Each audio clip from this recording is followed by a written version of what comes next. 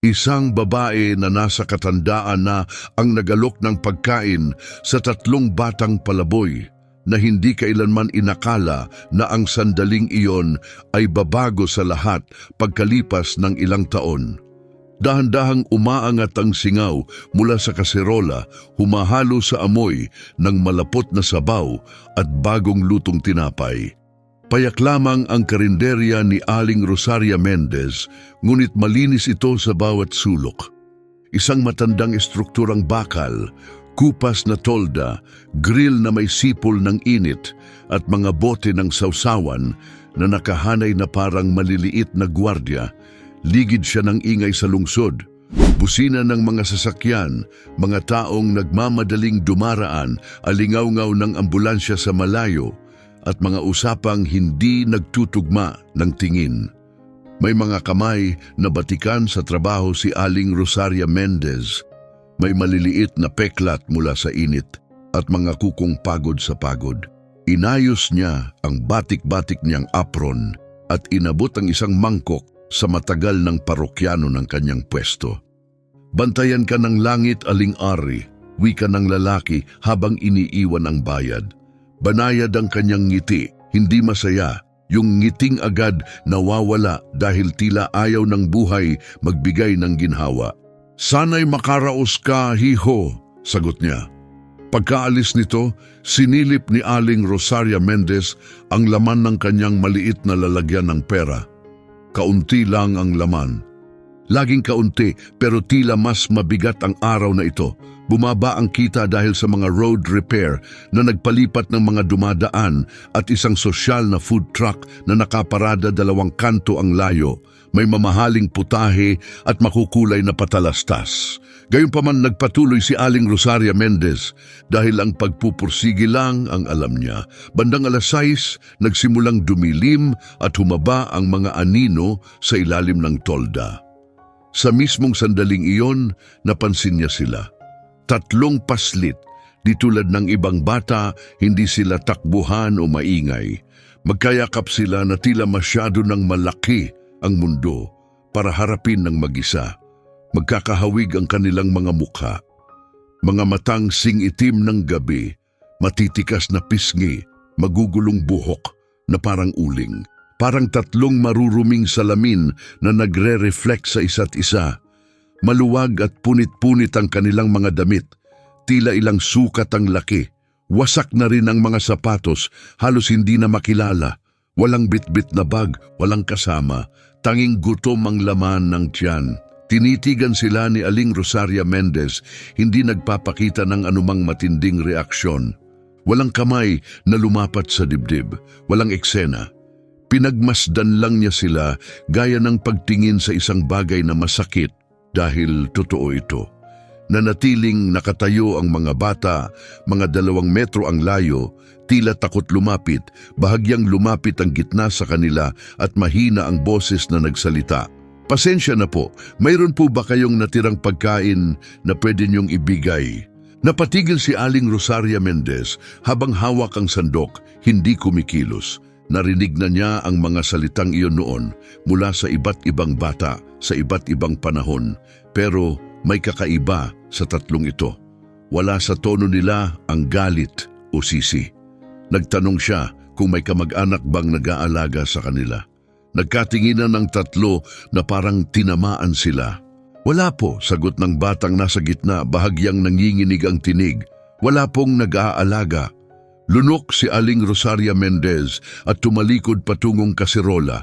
Tumingin siya sa mga nakaplatong pagkain, sa kasalalagyang may kaunting pera at muling ibinaling ang tingin sa 3 sa harap niya.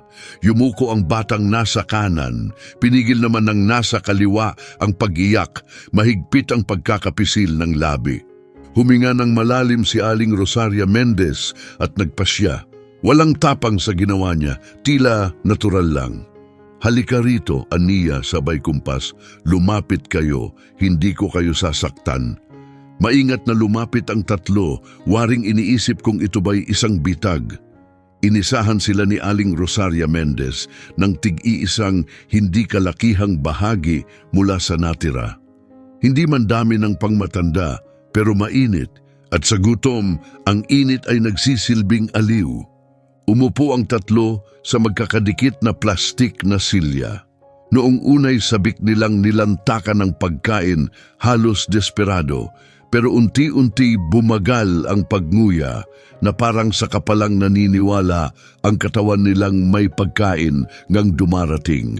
Pinagmasdan sila ni Aling Rosaria Mendez at may biglang sumikip sa kanyang dibdib. Marahil naalala niya ang sarili niyang anak, marahil pagod na siya sa pagdaan ng mga taon, o baka'y dahil sa kirot ng katotohanang walang batang dapat kumain na parang nakasalalay ang buhay sa bawat subo. Anong mga pangalan niyo? Tanong niya, pilit na pinapanatili ang tibay ng boses. Nagkatinginan muli ang tatlo. Marco, sabi ng una. Luca, ani ng nasa gitna.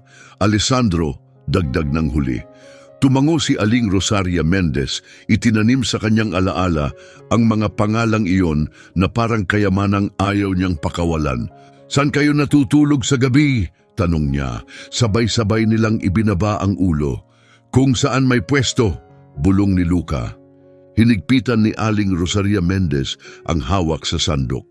Tumingin-tingin siya sa paligid. Dumaraan ang mga tao, bumibili, pero walang tumitingin. May tumawid na magkasintahang nagtatawanan, walang kamalay-malay sa presensya ng mga bata. Isang lalaking bihis na bihis ang bahagyang tumingin at agad na napangiwi, para bang ang gutom ay isang sakit na nakakahawa.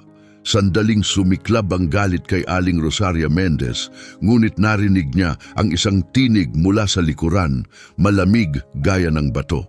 Aling Ar, namimigay ka na naman ng libreng pagkain, lumingon siya.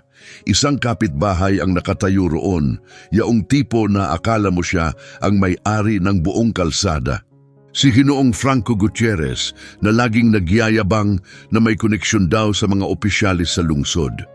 Huwag mo akong sisisihin mamaya kapag naubos ang kita mo, anya. Habang tinitingnan ng mga bata na parang basura. Nanigas ang tatlo, isa'y mahigpit na kumapit sa gilid ng mangkok, ang isa na may tinakpan ng mukha. Tumindig si Aling Rosaria Mendez ng tuwid kahit sumasakit ang likod. Walang nagrereklamo, matatag niyang tugon. Kumakain lang ang mga batang ito. Napatawa si Ginong Franco Gutierrez, mapanlait.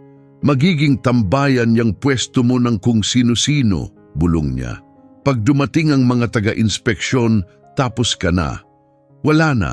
Hindi umiwas ng tingin si Aling Rosaria Mendez. Hayaan mong pumunta sila, sagot niya. Walang marumi rito. Gutom lang. Umiling si Ginong Franco Gutierrez at umalis, ngunit naiwan sa hangin ang kanyang mga pananakot, parang lason na lumulutang. Muling ibinaling ni Aling Rosaria Mendez ang pansin sa mga bata. Nakatingin si Marco sa kanya gulat na gulat, parang hindi maunawaan kung bakit may nagtatanggol sa kanila. Nilunok ni Luca ang kanyang kinain ng dahan-dahan. Si Alessandro naman ay pinipigil ang galit sa pamamagitan ng pagkuyom ng labi. Lumambot ang tinig ni Aling Rosaria Mendez. Ubusin niyo, utos niya, tapos sabihin niyo kung saan kayo pupunta. Hindi ako makakatulog kung hayaan ko kayong mawala na lang. Nagkatinginan ng tatlo at sa unang pagkakataon may lumitaw sa kanilang mga mata na higit pa sa gutom. Isang munting pag-asa, parang mahina, ngunit buhay na ilaw. Hindi alam ni Aling Rosaria Mendez, pero sa mismong sandaling iyon, sa tatlong simpleng pinggan at isang matibay na pahayag, may sinimulan siyang bagay na hindi basta pinapatawad o binabaliwala ng universo, dahil ang pagpapakain sa tatlong batang inabandona ay isang gawa ng habag. Ngunit kasabay nito, hindi sinasadyang nagiging isang tahimik na pangakong hindi mababawi. Tuloy lang ang galaw ng kalsada. Dumaraan ang mga sasakyan, may mga bumibili, at ang grill ay patuloy sa paglikha ng pamilyar na paglagitik, parang pintig ng pagod na puso. Pero para kay Aling Rosaria Mendez, nagbago ang gabi mula ng upuan ng tatlong batang iyon, ang kanyang mga plastik na silya.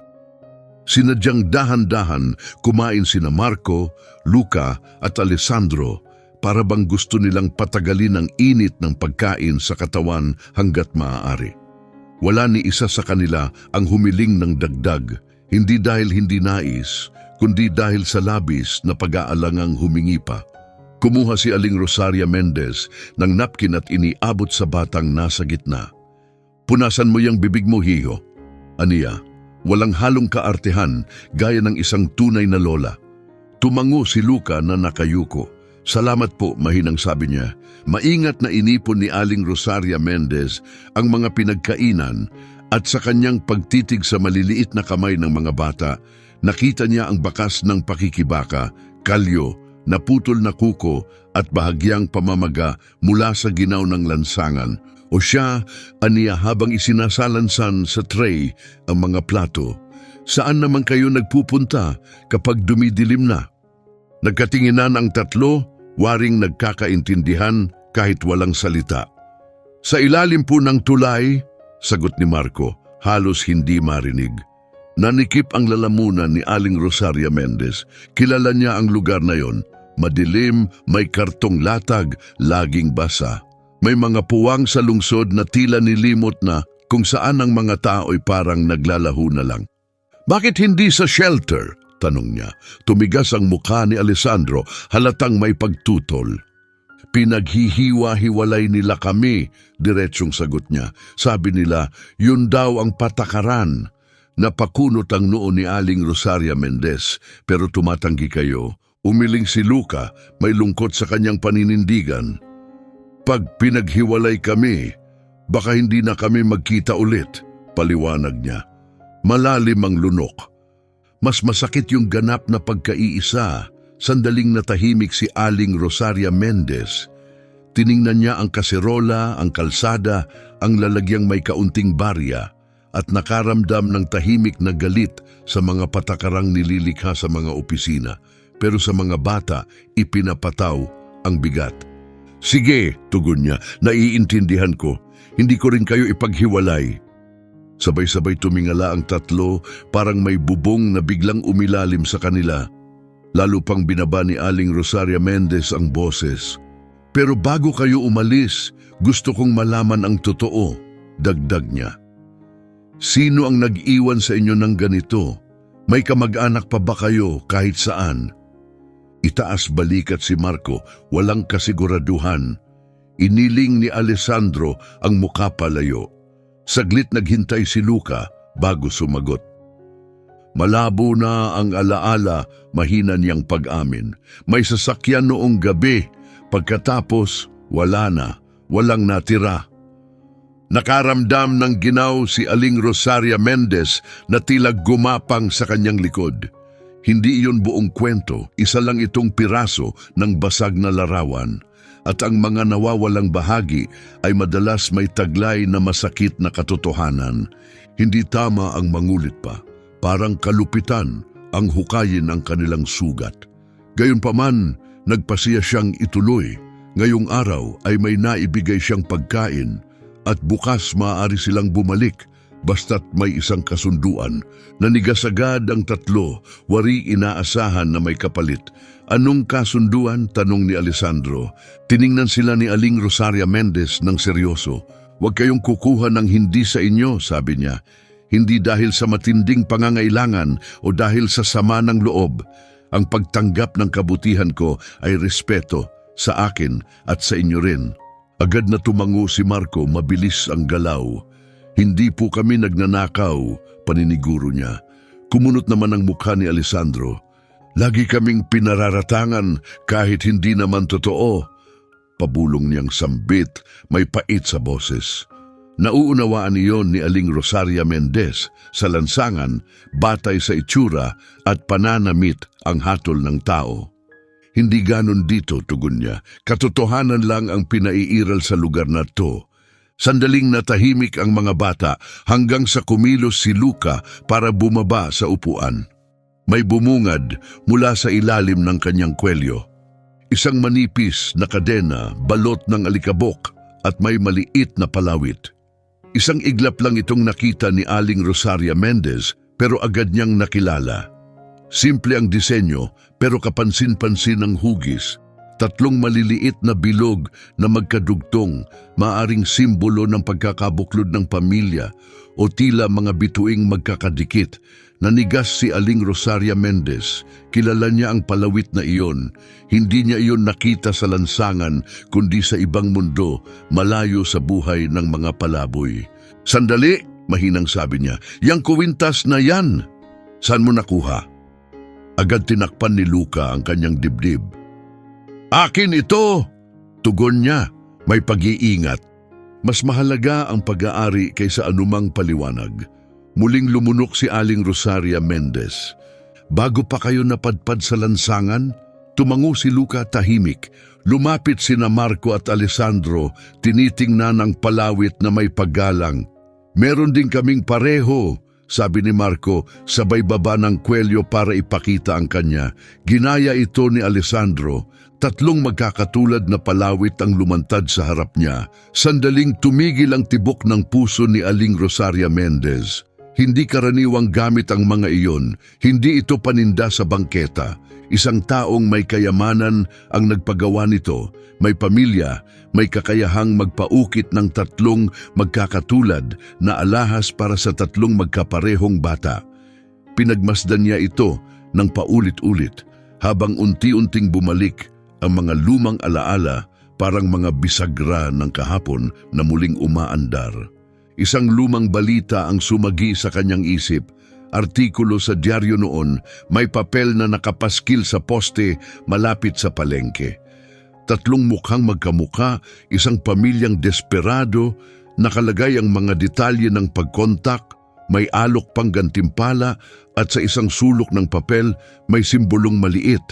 Eksaktong pareho ng tatlong bilog na magkakadikit. Naramdaman niyang parang nawalan ng dugo ang kanyang mga kamay at paa. "May problema po ba?" tanong ni Alessandro, napansin ang pagbabago sa kanyang mukha. Muling lumunok si Aling Rosaria Mendez, pilit na iniiwasang takutin sila. "Wala, hiho," sagot niya, bagaman may bahid ng kaba ang kanyang tinig. "Pero ang palawit na yan, hindi yan basta mula sa lansangan." Mahigpit na hinawakan ni Luca ang kanyang pendant. "Hindi ko alam kung bakit," aniya. "Pero tuwing hinahawakan ko to, parang may naaalalang awit." "Nakayuko pa rin si Marco." "Amoy din!" mahinang sabi niya. "Parang mamahaling pabango." Kumunot ang noo ni Alessandro, malalim ang pag-iisip, at naaalala ko ang malaking gate, bulong niya, napakataas, gawa sa bakal. Nanigas si Aling Rosaria Mendez, isang gate, mamahaling pabango, isang tinig na parang may himig. Hindi ito larawan ng ilalim ng tulay, ito ay larawan ng isang tahanan. Tumingin si Aling Rosaria Mendez sa paligid, wari may kinakatakutang nakikinig. Karaniwan pa rin ang daan, pero sa loob niya may nangyaring matinding pagbabago dahil may naunawaan siya na hindi nakikita ng iba. Ang mga batang ito, hindi lang basta may gutom sa tiyan, may dala silang nakaraan, at kung may naghahanap sa kanila, may alok na gantimpala at may logo na ginagamit, posibleng may ibang taong ayaw silang matagpuan. Huminga ng malalim si Aling Rosaria Mendez, yumuko sa kanila at binaba ang boses. "Makinig kayong mabuti, Wanya. Ngayong gabi, hindi kayo pupunta sa ilalim ng tulay. Ngayong gabi, dito kayo sa akin. Hindi dahil gusto ko, kundi dahil pakiramdam ko may taong gustong mawala kayo." Napatitig sa kanya ang tatlo, puno ng takot. "Sino?" tanong ni Luca. Mahigpit na hinawakan ni Aling Rosaria Mendez ang sandok, parang panangga. "Sa ngayon, hindi pa malinaw," sagot niya, "pero ang paghahanap ay magiging misyon ko."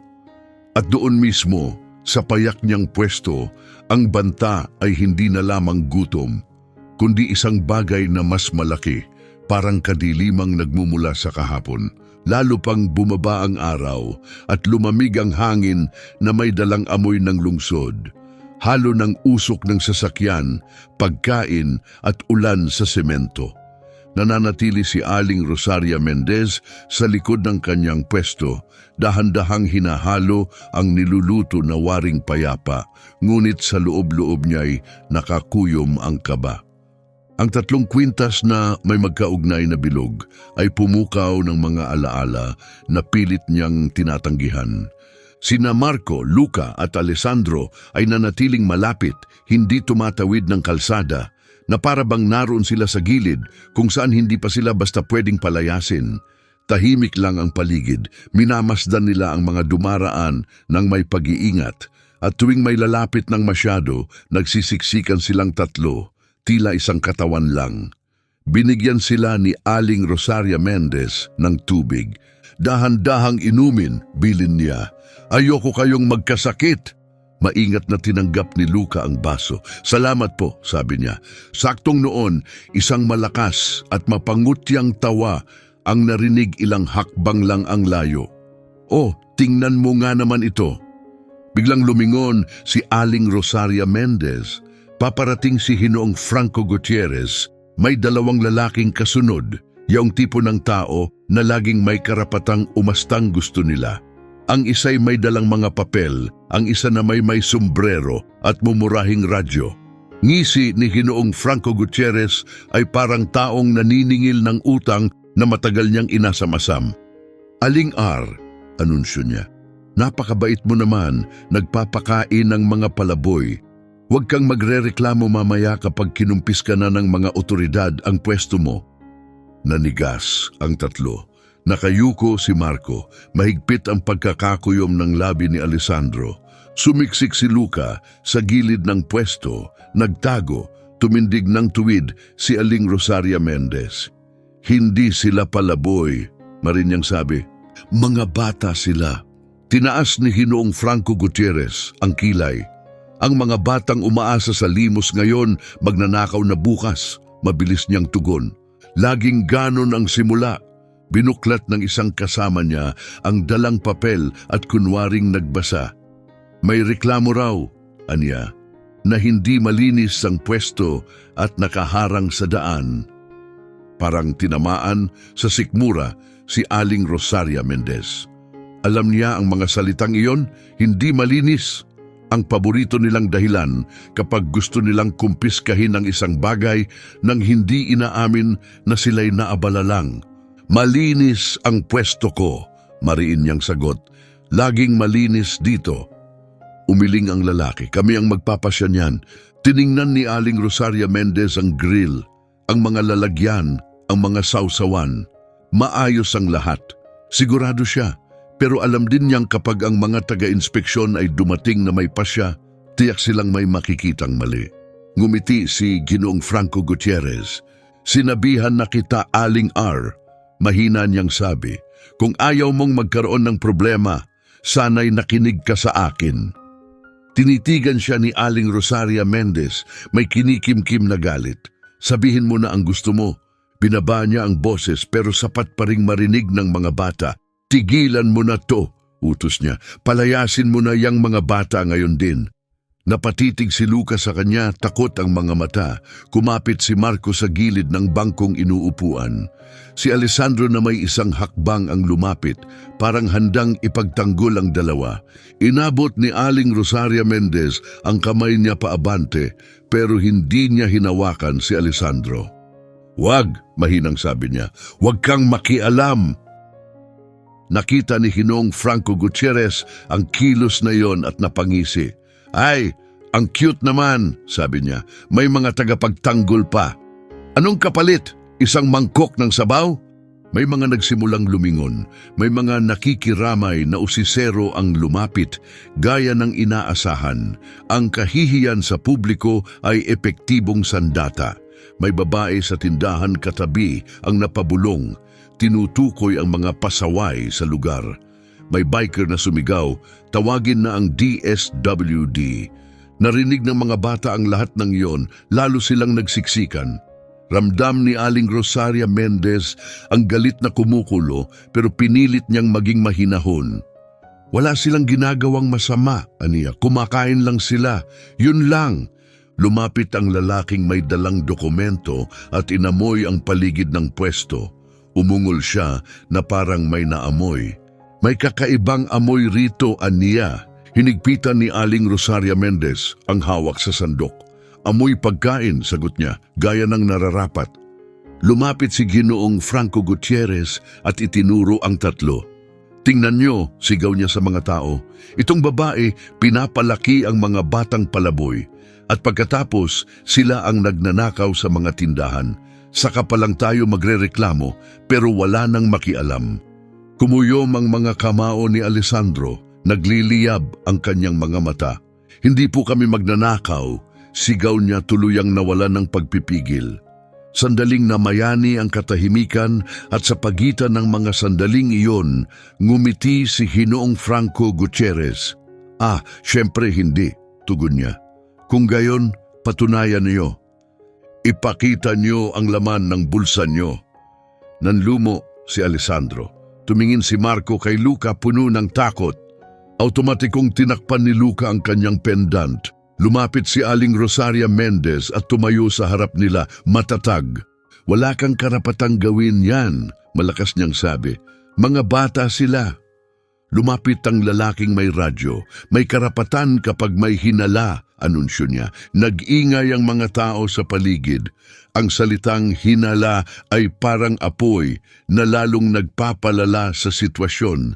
Lalo pang nilakasan ni Ginoong Franco Gutierrez ang boses.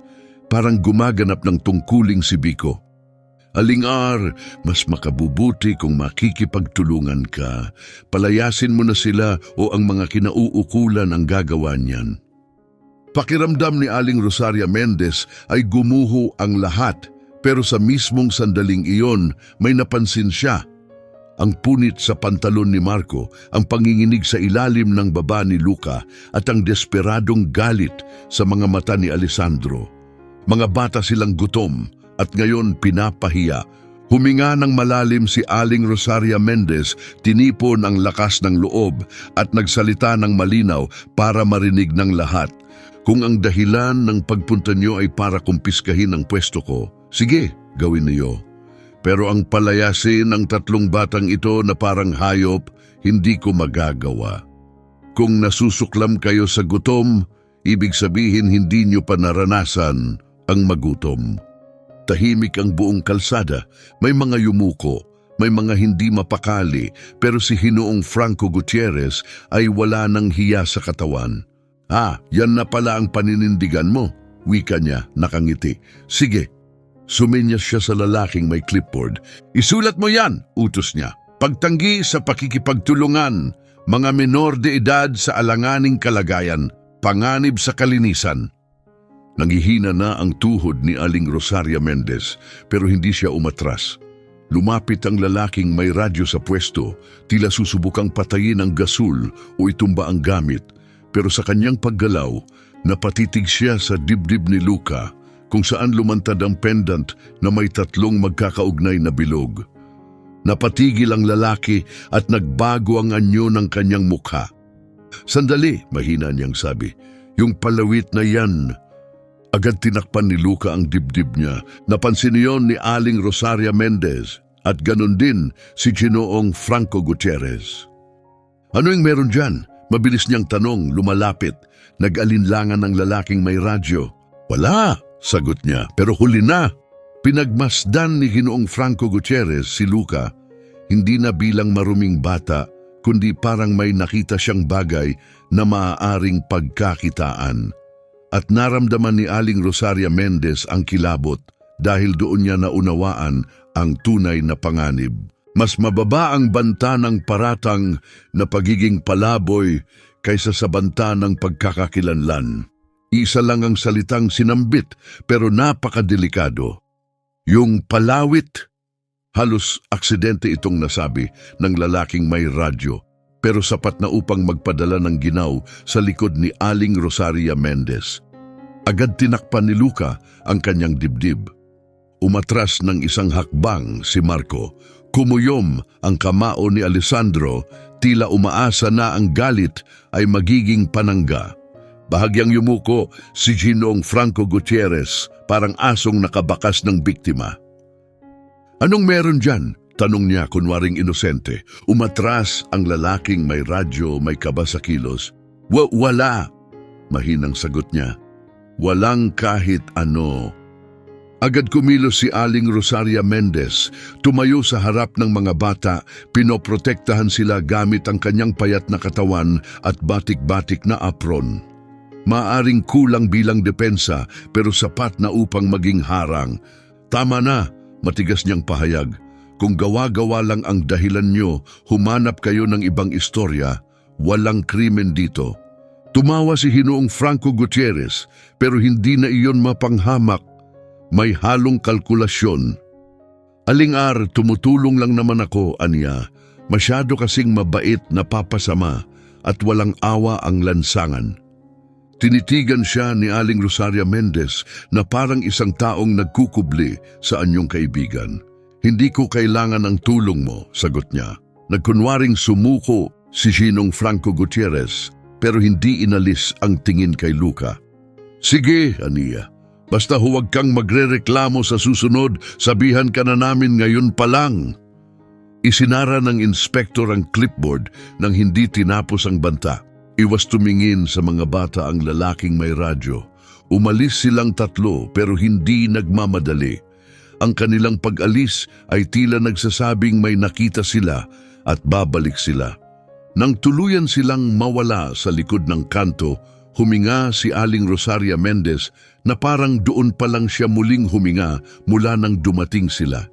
Hindi gumalaw ang tatlo na natiling tahimik. Ma'am, bulong ni Marco, kailangan na po naming umalis. Tumingin si Aling Rosaria Mendez sa kalsada sa kanyang pwesto sa papalubog na araw at nagpasya hindi sa salita kundi sa buo niyang katauhan. Ngayong gabi, hindi kayo aalis sa tabi ko, anunsyo niya. Hindi sa ilalim ng tulay at hindi rin kung saan-saan. Nanlaki ang mata ni Luca, pero kung mananatili kami baka masara ang pwesto niyo. Si Mrs. Rosaria Mendez ay mahigpit na humawak sa sandok na para bang tungkod ito. Maaari nang mawala ang pwesto, aniya, pero hindi kayo. Sandaling ibinaba ni Alessandro ang kanyang tingin, pinipigilan ng isang bagay sa loob. Pagkatapos ay nagsalita siya ng mahina, halos may hiya. Hindi ko gustong maging pabigat, tinitigan siya ni Mrs. Rosaria Mendez. Ang salitang pabigat ay hindi bagay sa iyo, sagot niya. Kayo ay kabataan. Nagpatuloy ang hapon, dumating ang dalawang suki at mabilis silang pinagsilbihan ni Mrs. Rosaria Mendez gaya ng nakasanayan. Nanatili ang tatlong binata sa gilid, tahimik at mapagmasid. At sa pagmamasid na iyon, may napansin si Mrs. Rosaria Mendez na mahalaga. Hindi sila gaya ng karaniwang kabataang lansangan na madalas inaakala ng mga tao. Wala sa kanila ang kasanayan sa pagnanakaw. Ang mayroon sila ay kakayahang magtiis. Nang may umalis na costumer na may sobrang sukli sa mesa, napansin niyon ni Marco ngunit hindi niya ito kinuha. Nang maging abala ang isang babae at naiwan ang kanyang bag sa gilid, nakita ito ni Luca at dahan-dahang itinabi upang hindi manakaw. Nang laitin sila ng isang kabataang taga-barangay, hindi gumanti si Alessandro. Tinitigan niya lang ito ng may pigil na galit. Napagtanto ni Mrs. Rosaria Mendez ang isang bagay. Tiyak na naranasan ng tatlong ito ang magutom, pero may paninindigan din silang taglay kahit hindi malinaw kung saan ito galing. Pagdapo ng gabi, isinara ni Mrs. Rosaria Mendez ang kanyang pwesto. Inayos niya ang mga rekado, pinatay ang gas, tinakpan ang kaldero at sinilip ang maliit na kahon ng pera. Mahina ang kita, pero wala siyang alalahanin. Tayo na, sabi niya. Simula na ang lakad. Nagkatinginan ang tatlong binata na may pagdududa. Saan po? Tanong ni Luca. Tumango si Mrs. Rosaria Mendez gamit ang kanyang ulo. Sa bahay ko. Maliit lang pero walang tagas. Napahinto ang tatlo. Hindi na po ate, mahina ang sabi ni Marco. Ayaw naming maging abala. Pinutol siya ni Mrs. Rosaria Mendez. Naabala na kayo ng buhay, aniya. At kung babalik kayo sa ilalim ng tulay, baka hindi ko na kayo makita bukas. Tumahimik ang tatlo at ang katahimikang iyon ay tila pagsang-ayon. Naglakad sila sa masisikip na bangketa. Hinila ni Mrs. Rosaria Mendez ang kanyang kariton, umuugong ang mga gulong, habang ang tatlo ay nakasunod. Paminsan-minsan ay lumilingon ang isa para bang may inaasahang sumusunod. Nang makarating sila sa isang payak na tirahan na may hagdanan, isinuksok ni Mrs. Rosaria Mendez ang susi. Sa loob na amoy agad ang mura, ngunit malinis na sabon at lumang tinapay. Isang kutsyon lang ang nasa sahig, isang lumang upuan at maliit na istante na may kandilang hindi pasindi. Dito na niya. Walang karangyaan pero ligtas sa ulan. Pumasok ang tatlo na parang nasa banal na lugar. Kumuha si Mrs. Rosaria Mendez ng matigas na tinapay at hinati ito sa tatlo.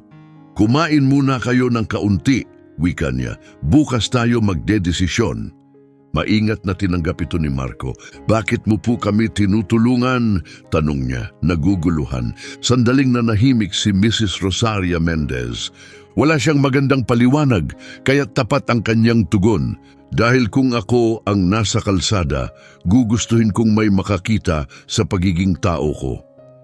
Ibinaling ng mga binata ang kanilang tingin sa sahig. Umupo si Mrs. Rosaria Mendez sa upuan at tiningnan sila isa-isa. Ngayon, sabi niya ng mariin, may mga patakaran. Tumingala ang tatlo. Walang nakawan dito, anya. Walang panlilinlang. At kung may naghahanap sa inyo, sasabihin ninyo sa akin. Bawal magtago sa akin.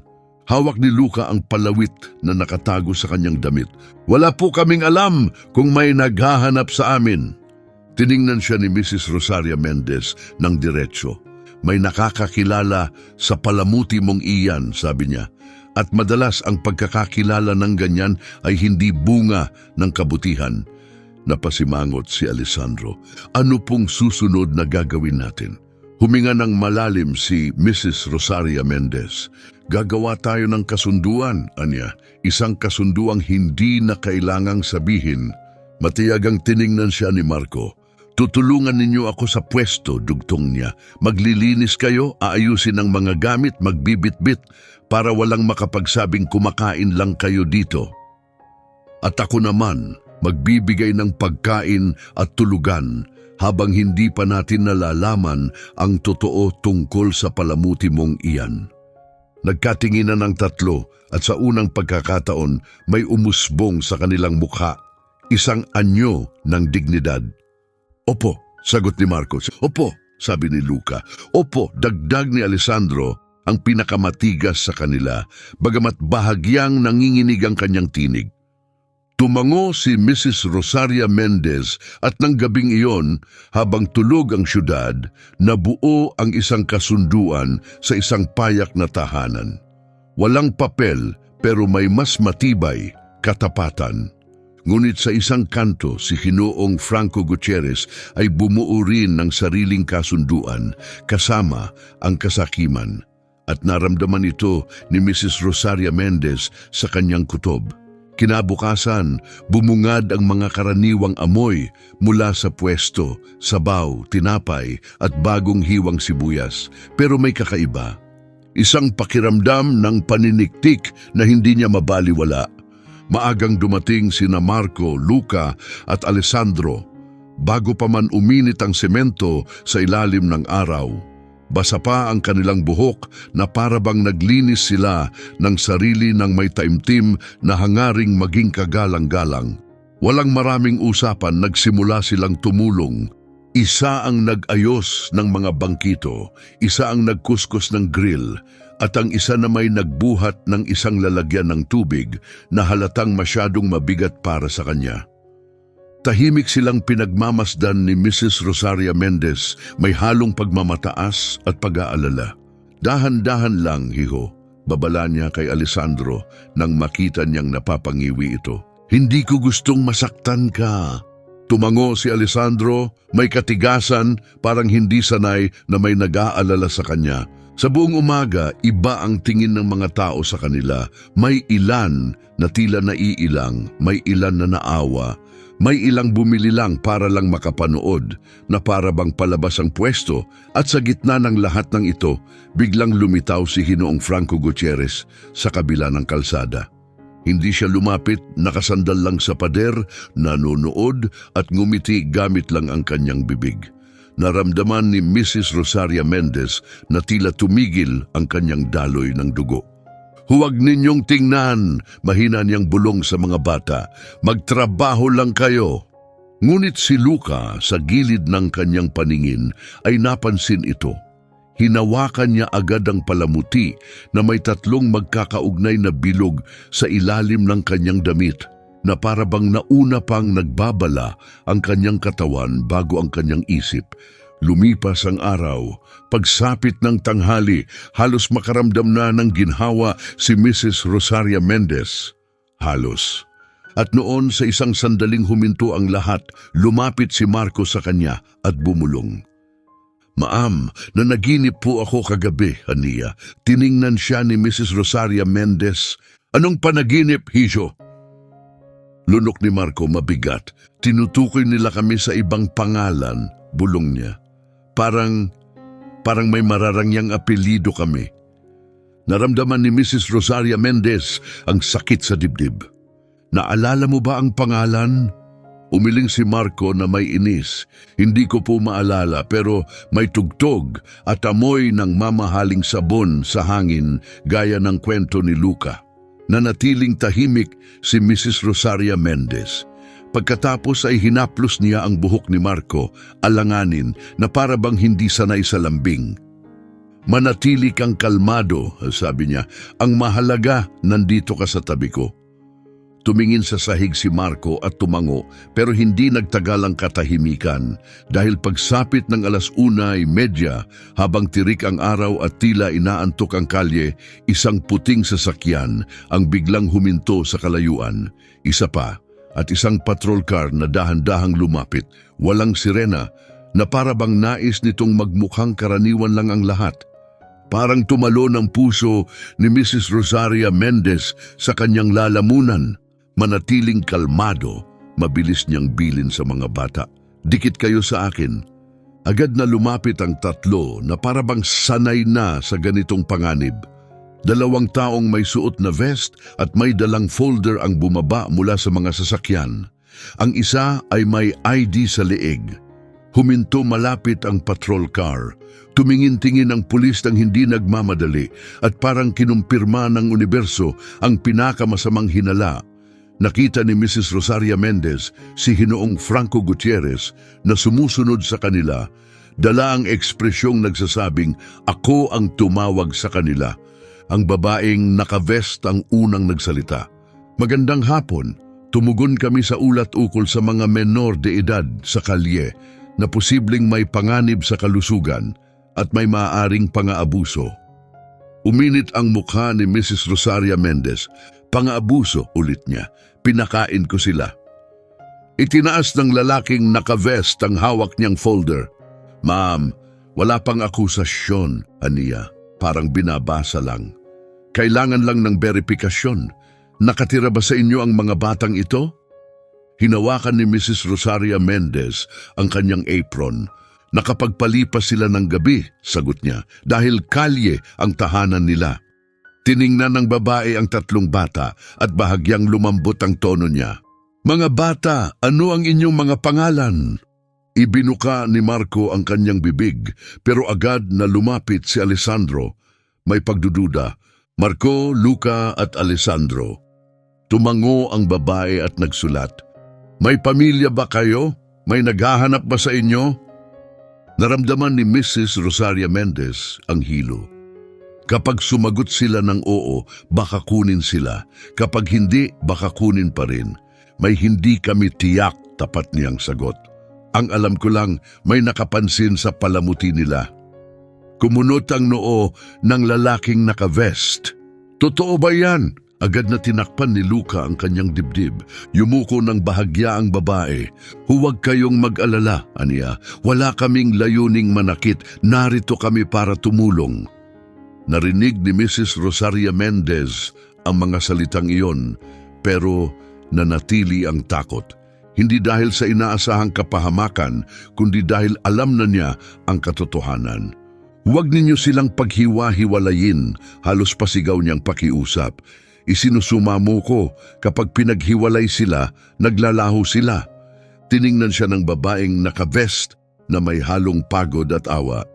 Ma'am, hindi ko po hawak ang pasya, paliwanag niya. May mga alituntunin. Pinagdiinan ni Alessandro ang kanyang mga kamao. Huwag, anya, nanginginig ang tinig. Huwag niyo kaming paghiwalayin. Nyakap ni Marco si Luca, na natiling walang kibo si Luca, nakatitig lang sa patrol car.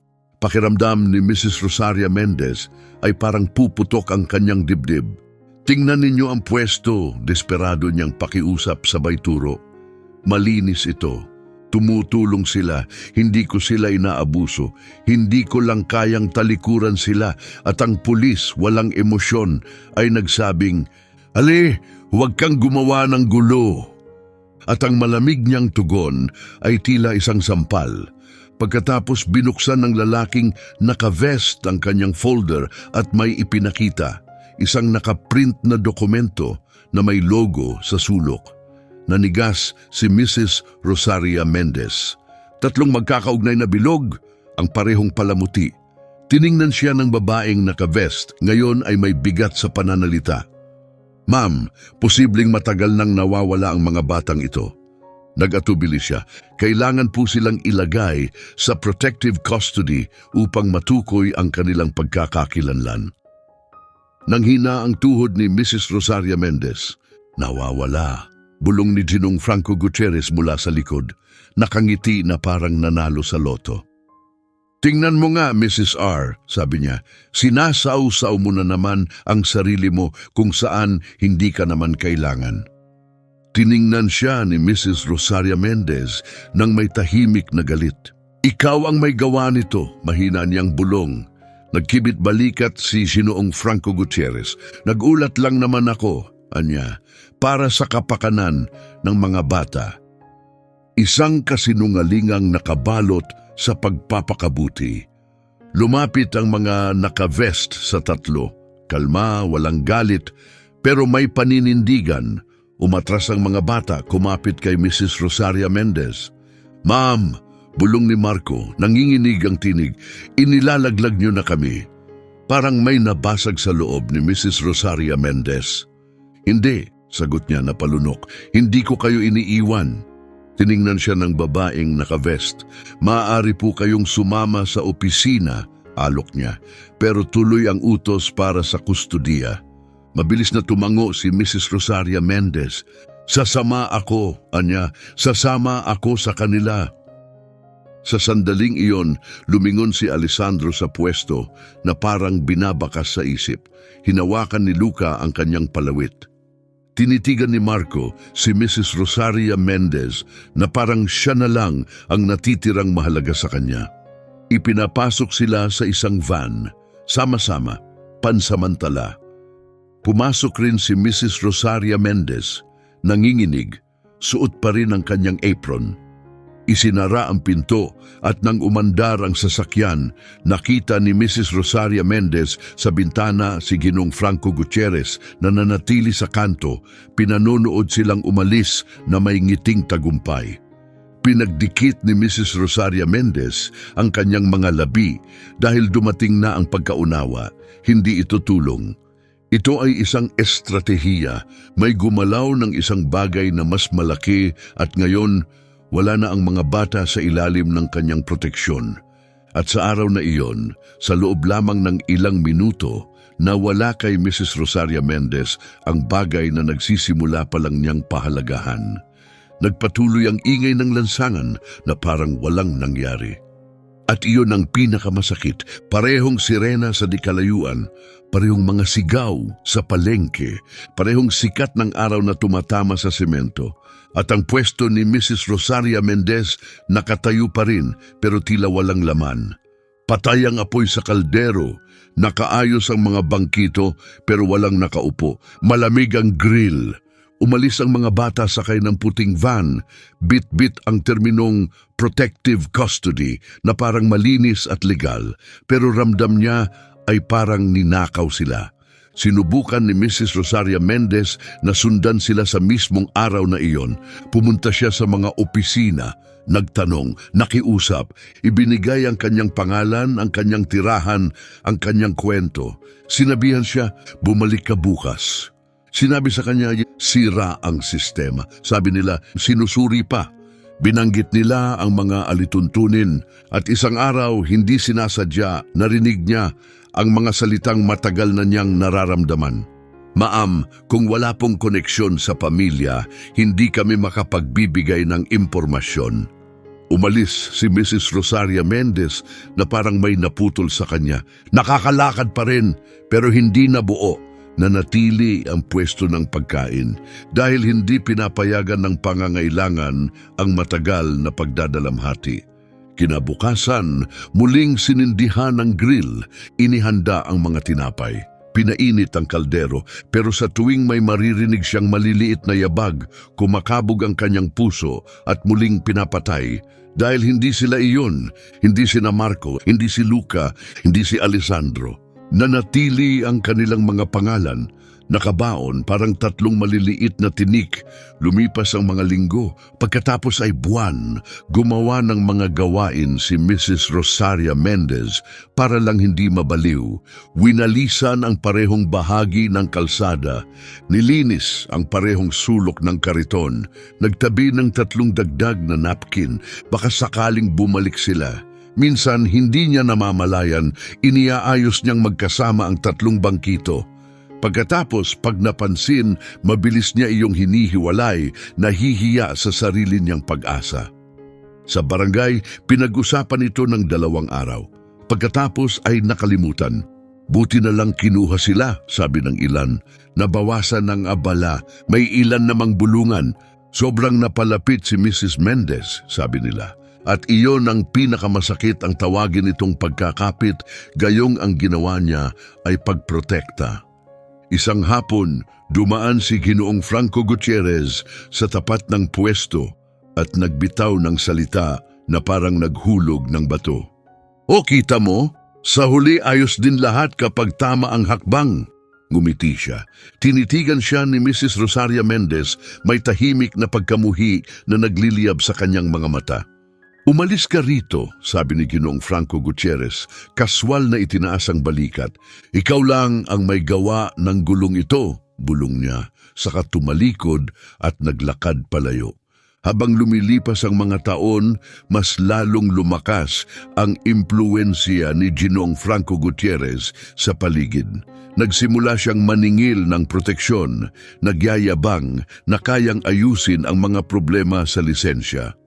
Minsan tatayo siya ng halos 2 metro lang mula sa pwesto ni Mrs. Rosaria Mendez, tahimik na ipinaparamdam na anumang oras ay pwede siyang magdulot ng gulo.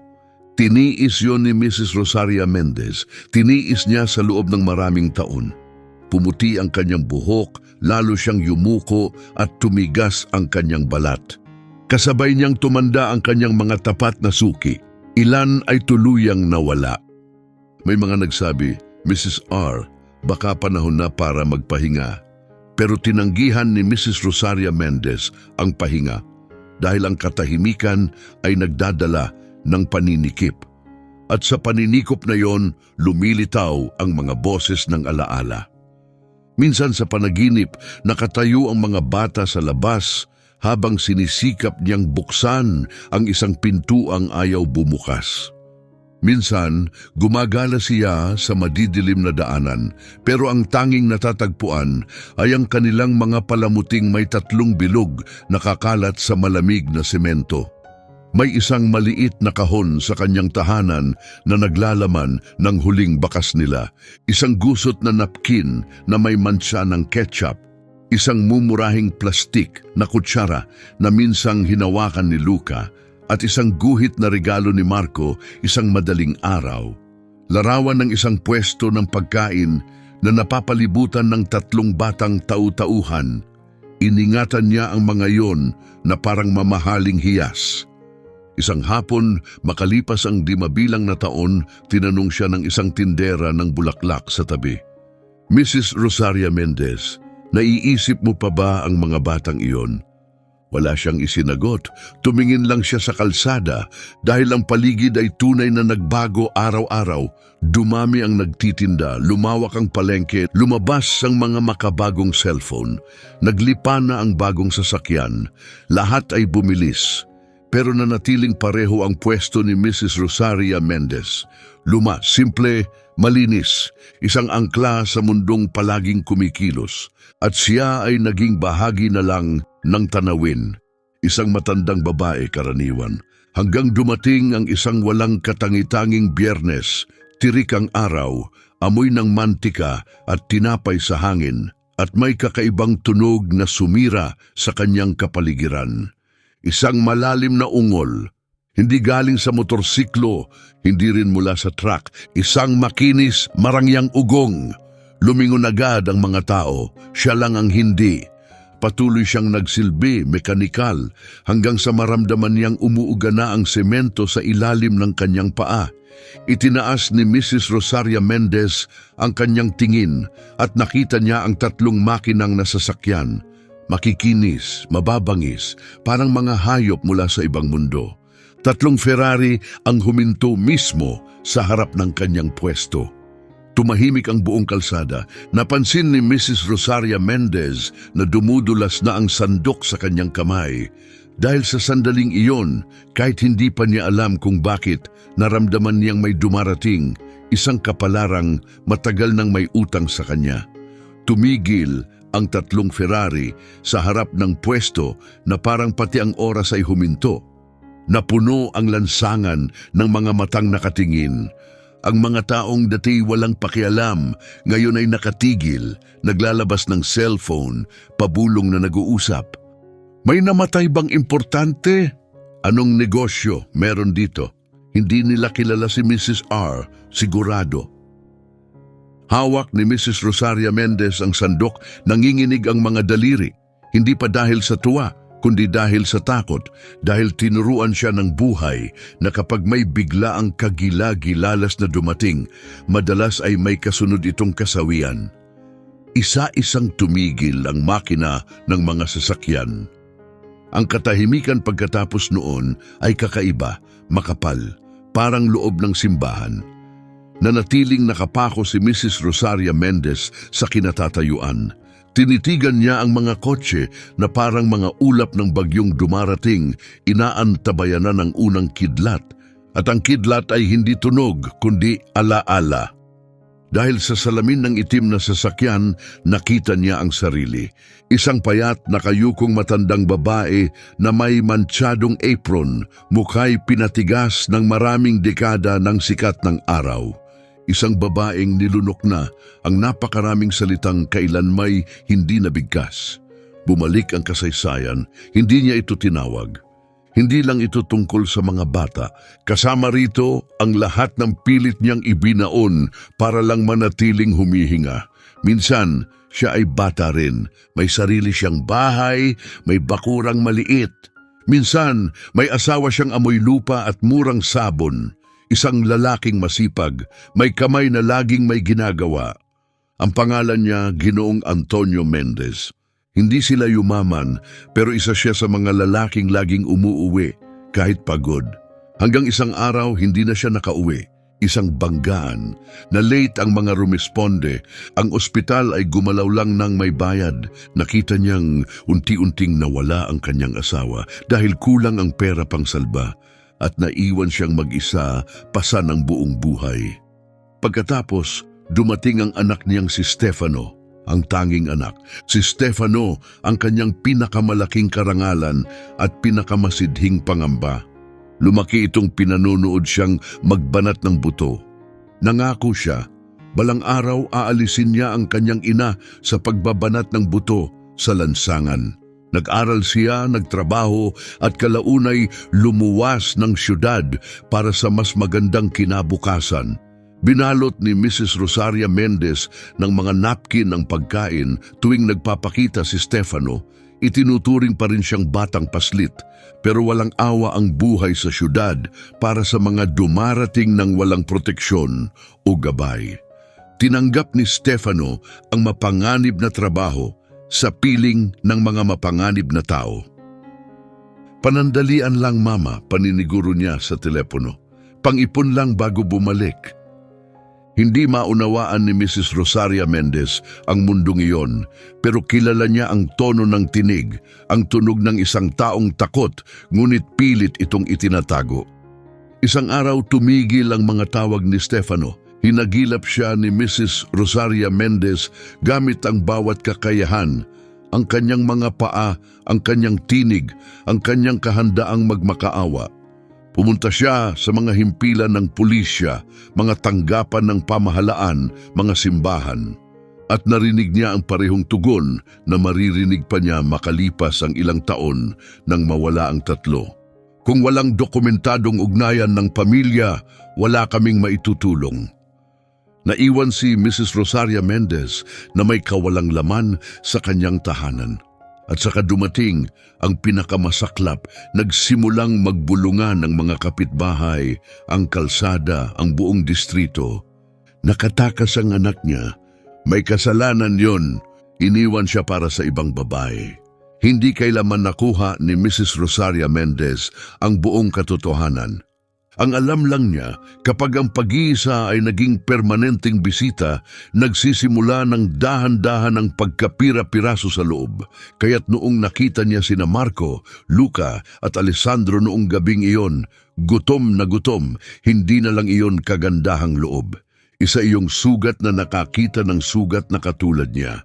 Isa siyang inang nawalan ng anak, humarap sa 3 batang walang ina, at kaya't siya ay namuhunan ng labis ayon sa pananaw ng iba. Dahil sa kanila, natagpuan ni Mrs. Rosaria Mendez ang isa pang pagkakataong makagawa ng mahalaga. Kahit pa sinasabi ng mundo na wala na siyang halaga. Binalik siya sa kasalukuyan ng ugong ng sasakyan. Bumukas ang isang pinto, sumunod ang isa pa at isa pa. 3 lalaki ang sabay-sabay na lumabas. Matatangkad, may bit-bit na mga pakete at may pino at tahimik na karisma na hindi kailangang ipagsigawan. Hindi sila mga binatang taga rito. Parang mula sila sa ibang realidad. Tiningnan sila ni Mrs. Rosaria Mendez at may naramdaman siyang kakaiba. Isang kilabot na tila pagkilala sa imposibleng alaala. Ngunit ang unang reaksyon niya ay likas tao. Ibinaling niya ang tingin sa lupa dahil unang dumapo ang hiya.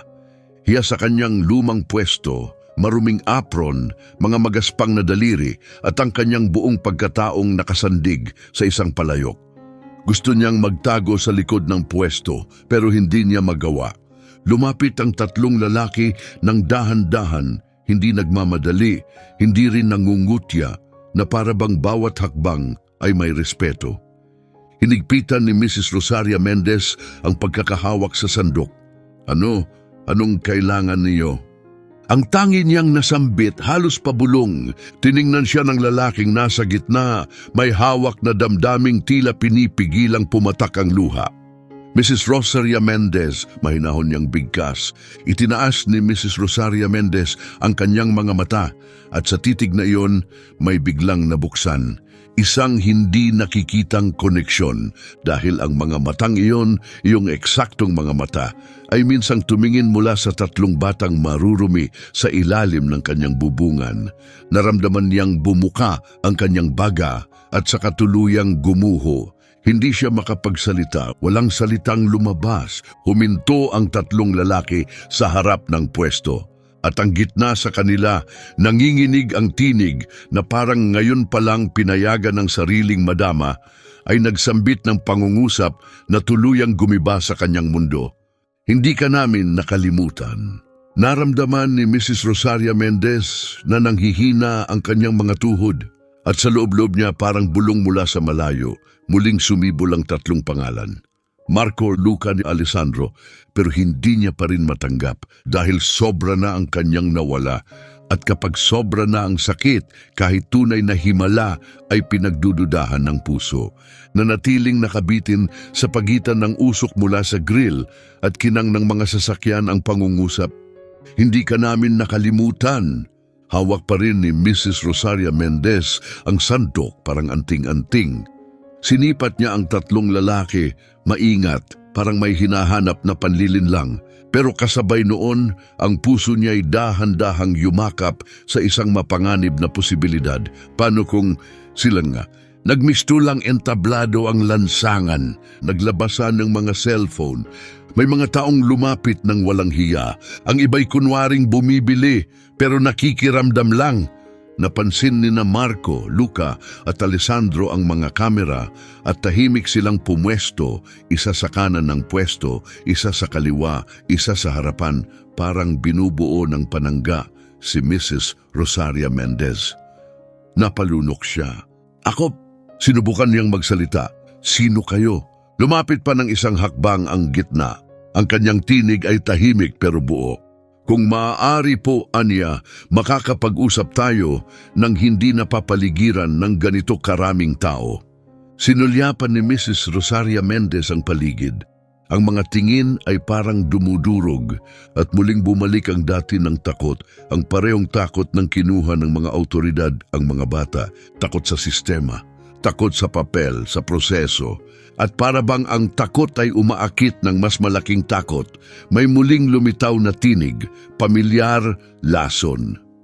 Aba, tingnan mo naman ang kalagayan mo ngayon. Parang may kayamanang natuklasan, Mrs. R. lumingon, si Mrs. Rosaria Mendez. Lumapit si Ginong Franco Gutierrez, suot ang karaniwan niyang ngisi, ang uri ng paglapit na walang paalam. Nakabulsa ang kamay, mayabang ang tindig, parang siya pa rin ang may-ari ng lugar. Tiningnan siya ng karamihan, mausisa, mas lalo siyang tumindig, pinapalaki ang sarili, kaysa yan naman, Aniya, bahagyang pinataas ang boses. Naglilingkod ka sa komunidad, hindi ba? At kasunod niyan ay may gantimpala. Ramdam ni Ginang Rosaria Mendez ang biglang pag-init ng kanyang dugo. Umalis ka ngayon din, Franco, anya nang walang emosyon. Tumawa si Ginong Franco Gutierrez. Dumaan lang ako para bumati, sabi niya, at magtanong ng isang bagay. Tiningnan niya ang tatlong lalaki.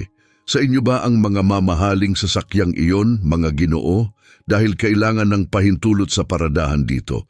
Tinitigan siya ni Marco ng walang emosyon. Hindi kami nagparada dito, sagot niya. Nandito kami para kay Ginang Rosaria Mendez. Bahagyang itinagilid ni Ginoong Franco Gutierrez ang ulo, kunwaring magalang. Mabuti kung ganon, patuloy niya, dahil alam mo, Ginang R, ayokong sabihan ako balang araw na pinabayaan kitang hindi binabantayan. May mga alituntunin dito at kapag may salaping sangkot, alam mo na, kailangan ng mga ambag. Kinuyom ni Ginang Rosaria Mendez ang laylayan ng kanyang apron. Alam niya ng malinaw ang ibig sabihin nito. Ang ambag ay magandang salitang pumapalit sa pangingikil. Lumapit si Luca kay Ginoong Franco Gutierrez, hindi itinaas ang boses. Nangingikil ka ng pera sa isang matandang babae? Tumawa si Ginoong Franco Gutierrez, kunwaring walang malisya. Huwag mo akong bigyang maling kahulugan, binata, sagot niya. Wala akong kinukuhang kahit ano. Tinutulungan ko lang panatilihin ang kaayusan dito. Ganap na naunawaan ni Ginang Rosaria Mendez ang ibig niyang sabihin. Tumingin si Alessandro kay Ginoong Franco Gutierrez ng malamig. At tumulong ka rin ba nang may tatlong kabataang biglang nawala? Biglang sumingit ang tensyon sa paligid.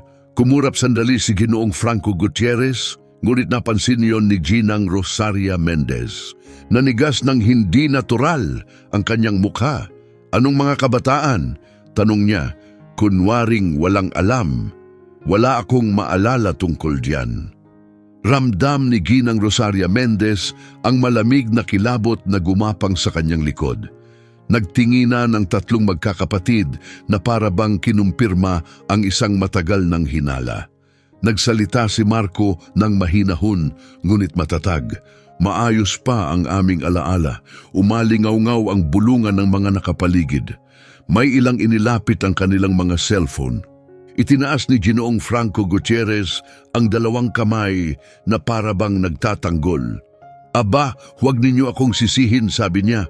Ako'y isang mamamayang sumusunod sa batas. Lumapit si Ginang Rosaria Mendez, nanginginig sa galit. Ikaw ang nagsumbong, aniya ng halos hindi marinig. Ikaw ang tumawag sa mga autoridad. Pinanatili ni Hinoong Franco Gutierrez ang ngiti, ngunit may talim na ngayon. Ginang R, huwag mong gawing mahirap ang sitwasyon para sa sarili mo, bulong niya na para lang sa kanya. Ang pinakamatalino mong gawin ay huwag nang ungkatin ang nakaraan, lalo na ngayon na may pera ng sangkot. Parang suntok ang dating ng pahayag na iyon, hindi lang pananakot, kundi isang malinaw na babala.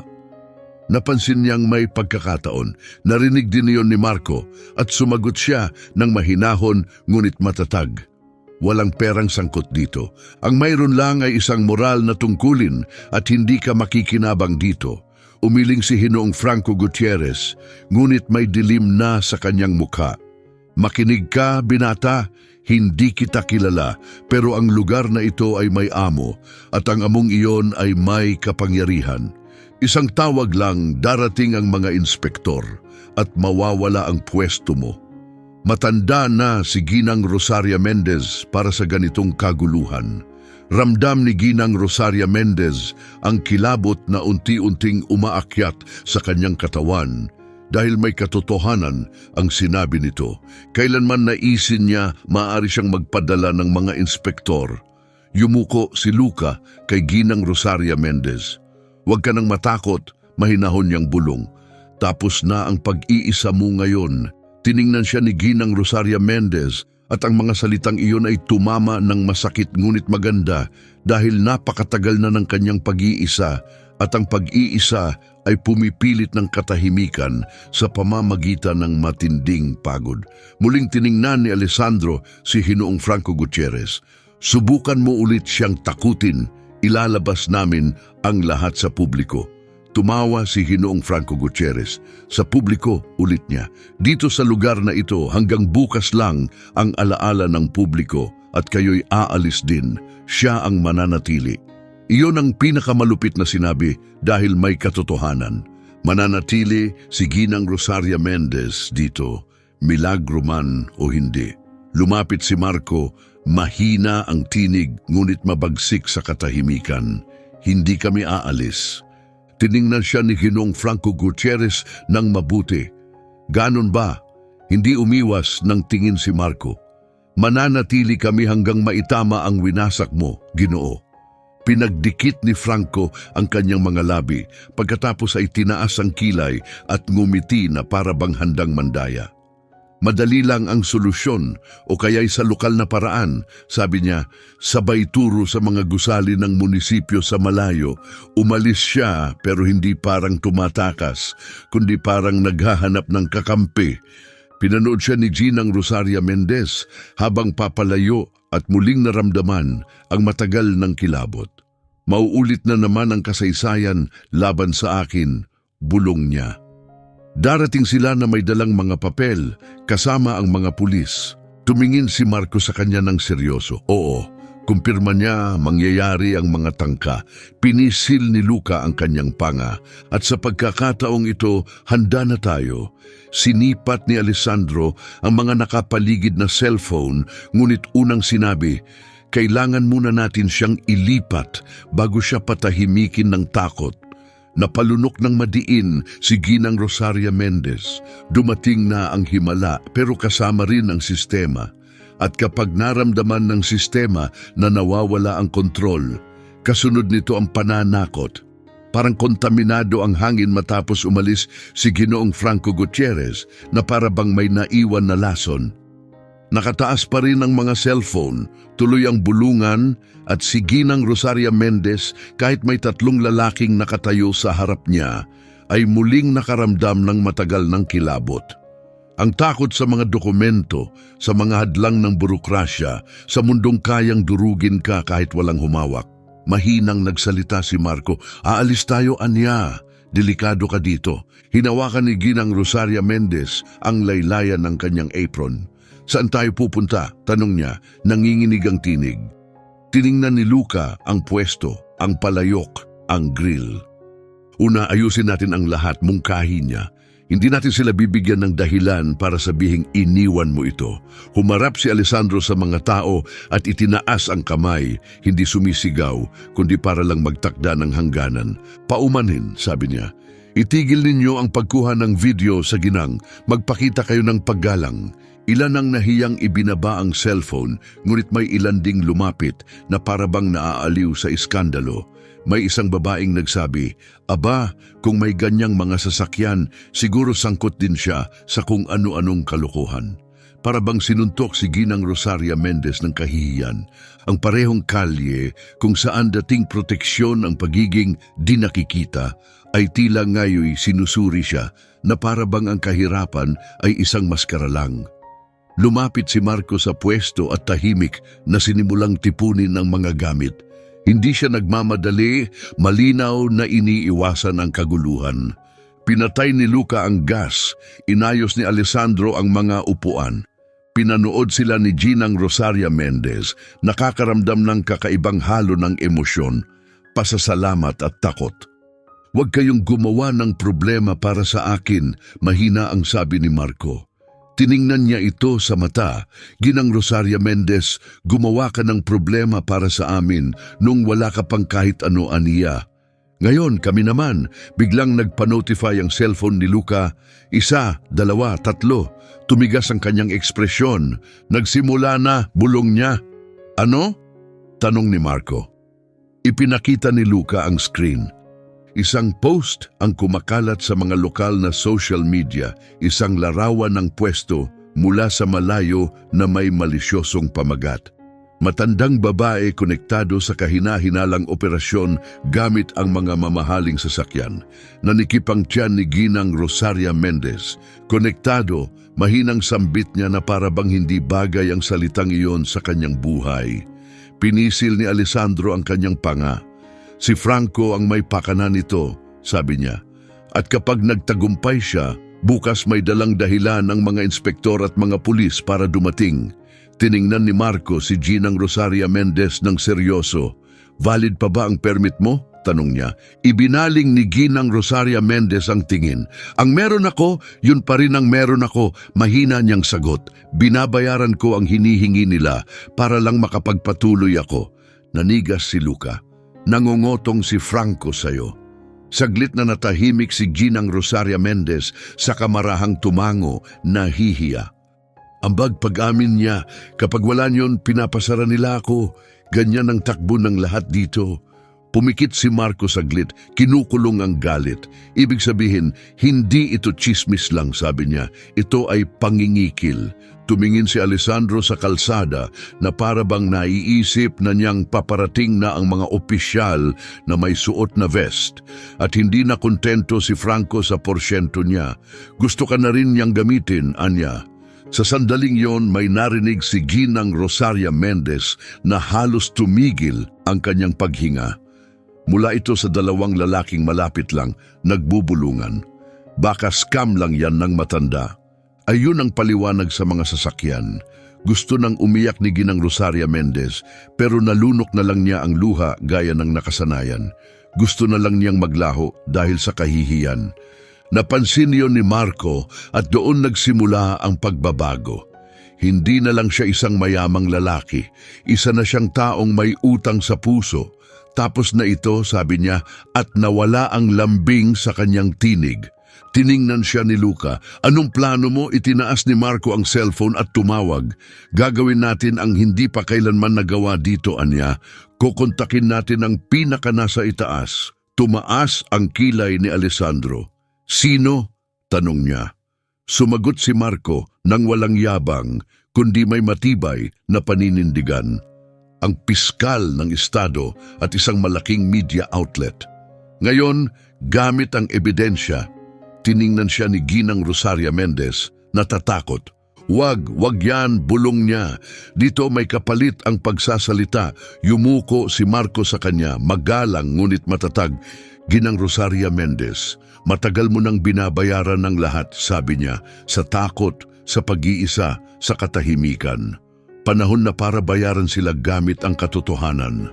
Ramdam ni Ginang Rosaria Mendez na may kumalas sa kanyang kalooban. Mabilis na binuksan ni Luca ang isa pang screen sa kanyang device, isang lumang larawan na iningatan na parang kayamanang bihira. Malabo ang kalidad, pero isang piraso ng dyaryo ang nagpapakita ng tatlong magkakamukhang bata. Sa isang sulok, may tatlong magkakaugnay na bilog. Iningatan ko ito hanggat kaya ko, mahina niyang sabi. Hindi ko maintindihan kung bakit, pero hindi ko ito binitiwan. Pinisil ni Alessandro ang labi. Kaya ganito, bulong niya. Hindi ngayon nagsimula ang kwento. Nagsimula ito nung binura nila tayo. Tiningnan sila ni Ginang Rosaria Mendez at agad niyang naunawaan kahit walang nagpapaliwanag. Kung ang mga lalaking ito ang mga batang iyon, ibig sabihin hindi lang siya ang inalipusta ng sistema, ninakaw din nito ang buhay ng mga anak. At kung sangkot si Ginoong Franco Gutierrez, hindi lang siya isang pakialamerong kapitbahay, isa siyang mahalagang bahagi. Tinapos ni Marco ang tawag at hinarap ang dalawa. Tapos na, aniya, paparating na sila, napalunok si Luca. Ibig sabihin wala nang atrasan. Tumingin si Alessandro sa mga gusaling munisipyo sa malayo para bang nakikita na ang paparating na bagyo. Kung sino man ang kailangang dumating, hayaan silang dumating, aniya. Sa pagkakataong ito, hindi na magkakahiwalay. Pinisil ni Ginang Rosaria Mendez ang kanyang apron. Nanginginig habang ramdam ang lahat ng matang nakatingin sa kanya. Dahil kumakalat na ang kahihiyan sa buong lugar at ang papalapit ay hindi lang inspeksyon, kundi ang huling tangkang ilibing siya sa tsismis. Wala pang isang oras ang lumipas. Umabot na ang bulong-bulungan sa maraming grupo, mga pahina sa social media ng barangay, masasakit na komento, at kapag naamoy ng mga tao ang kahinaan, bigla silang nagiging eksperto sa imbento. Pinilit ni Ginang Rosaria Mendez na ipagpatuloy ang trabaho dahil sa nakasanayang kilos, pero nanginginig ang kanyang mga kamay. Bawat dumarating na customer ay may dalang kakaibang ekspresyon, pagkamausisa, pagdududa, murbosong interes. Ang pwestong dati walang nakakapansin, ngayoy tila nasa gitna ng entablado. Nanatiling malapit sina Marco, Luca at Alessandro, tahimik ngunit malinaw na nagsisilbing proteksyon. Paparating na sila, anunsyo ni Alessandro, nakatingin sa kalsada. At dumating nga sila. Dalawang lalaking naka-vest, may hawak na folder, isang babaeng may tablet, at sa likuran nila ay isang patrol car na dahan-dahang lumalapit walang wangwang. Halos kapareho ng nangyari noon pero ngayon mas maraming kamera ang nakatutok. Ramdam ni Ginang Rosaria Mendez ang paninikip ng kanyang dibdib. Hindi, mahinang usal niya, lumapit si Marco sa kanya. Huminga ka, utos niya. Ngayon, hindi ka na nila tatapakan. Nagsalita ang babaeng naka-vest gamit ang tunong opisyal. Ginang Rosaria Mendez, nandito kami para sa beripikasyon. May ulat ng irregularidad, posibleng kahina-hinalang gawain at sagabal sa bangketa. Bumukas ang bibig ni Ginang Rosaria Mendez pero hindi siya nakapagsalita dahil sa kahihiyan. Lumapit si Luca. Kahina-hinalang gawain? Tanong niya ng kalmado. Anong ebidensya? Itinaas ng lalaking may folder ang isang printout.